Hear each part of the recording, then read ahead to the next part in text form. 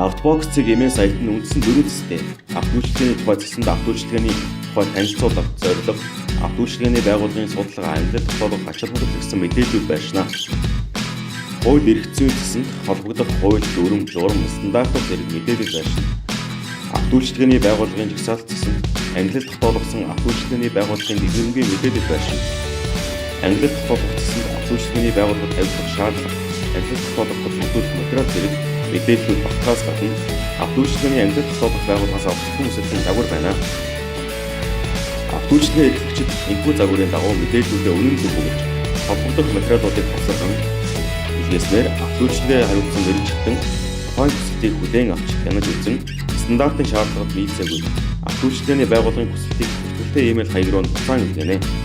Харин стандарт шаардлагад нийцсэн авто үйлчилгээ эрхлэгчийн хүсэлтийг бүртгэн авч гэрээ байгуулан ангиллын гэрчлэгээ орхон мэдээллийн сангийн програмд нэвтрэх тусгай ирэх болно.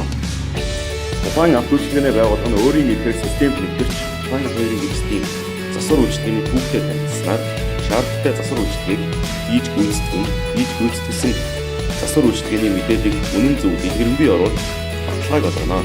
Дээд зарчмаар авто үйлчилгээний мэдээллийн сан бүртгэх.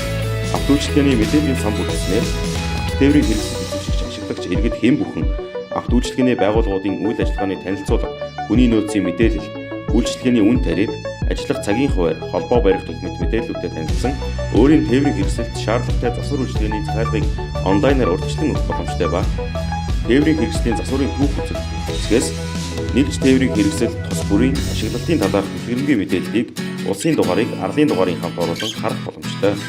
Мөн үүнээс гадна авто үйлчилгээний байгууллагатай холбоотой санал хүсэлтийг захин хэлбэрээр ирүүлэхээс гадна авто үйлчилгээтэй холбоотой мэдээллүүдтэй цаг алдагдaltaгүй танилцах боломжийг бүрдүүлж өгсөн.